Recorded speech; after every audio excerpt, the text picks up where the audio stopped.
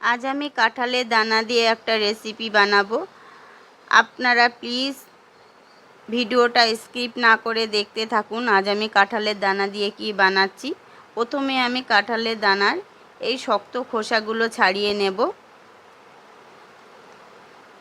ভেতরে আর একটা বাদামি কালারের যে খোসা আছে আমি ওটাকেও তুলে নেব, কারণ ওই খোসাটাও ছাড়িয়ে নিলে দেখতে কিন্তু খুব সুন্দর হবে। দেখুন বন্ধুরা, খোসাগুলো ছাড়িয়ে নিয়েছি, বাদামি কালারে কি সুন্দর হয়েছে দেখতে। এবারে আমি প্রেসার কুকার বসিয়ে দিয়েছি গ্যাসে, জল ফুটে গেছে। এবারে আমি এটাকে সেদ্ধ করে নেব।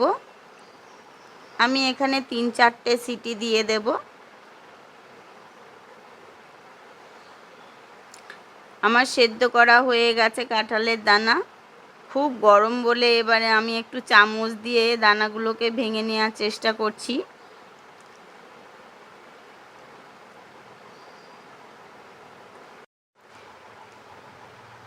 এবারে আমি এর মধ্যে কিছু গুঁড়ো মশলা দেব, বিশেষ কিছু নয়, একটু লবণ, একটু হলুদ, একটু চিলি ফ্লেক্স,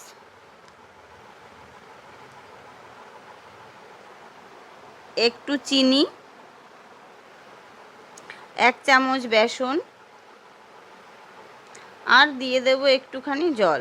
জলটা দিয়ে আমি ভালো করে মেখে নেব। আর দেব কিছুটা কাজু কিশমিশ কোচানো।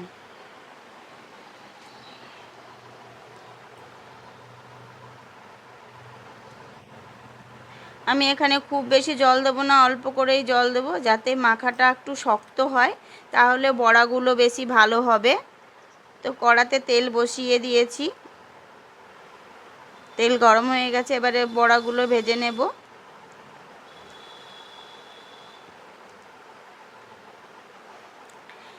আপনারা কিন্তু এই গরম ভাতে এই বড়াগুলোও খেতে পারেন, খেতে কিন্তু বড়াগুলো অসাধারণ হয়। আপনারা এই রেসিপিটা একবার খেলে বারবার খেতে চাইবেন এবং হাত চেটে পুটে খাবেন, এত সুন্দর হয় খেতে। এবারে আমি ফোড়নে দেব গোটা গরম মশলা, আর দেব জিরে, আর 2টো তেজপাতা।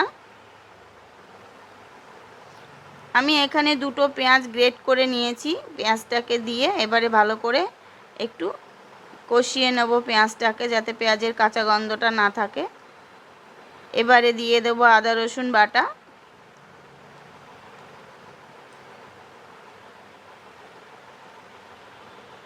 আদা রসুন বাটাটা দিয়ে আমি আর একটু কষিয়ে নিয়ে তারপরে আমি গুঁড়ো মশলাগুলো দিয়ে দেব একে একে। এবারে আমি দেব লবণ,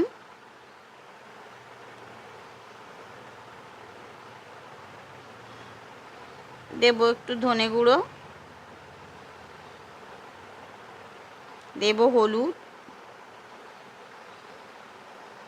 লঙ্কা গুঁড়ো, আর 1 চিমটে জিরে গুঁড়ো।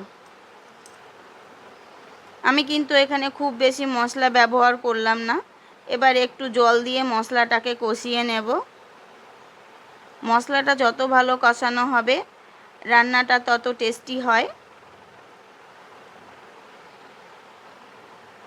একটু চিনি দিয়ে দিলাম। দেখুন মশলাটা দিয়ে কেমন তেল ছেড়ে দিয়েছে, মশলা কষানো হয়ে গেছে। এবারে আমি এখানে 4-5টা কাজু বাদাম বাটা দিয়ে দেব। আর একটু কষিয়ে নিয়ে তারপরে আমি দিয়ে দেব জল।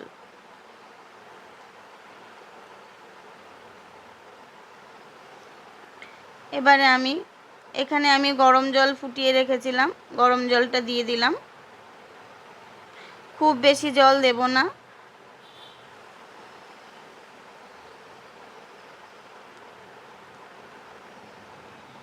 ঝোল ফুটে গেছে, আমি এবারে বড়াগুলো দিয়ে দেব। খুব বেশি নাড়াচাড়া করব না বা বেশিক্ষণ ফোটাবো না, আমার রান্নাটা প্রায় হয়ে গেছে। এবারে দিয়ে দেব গরম মশলা, আর দেব একটুখানি ঘি।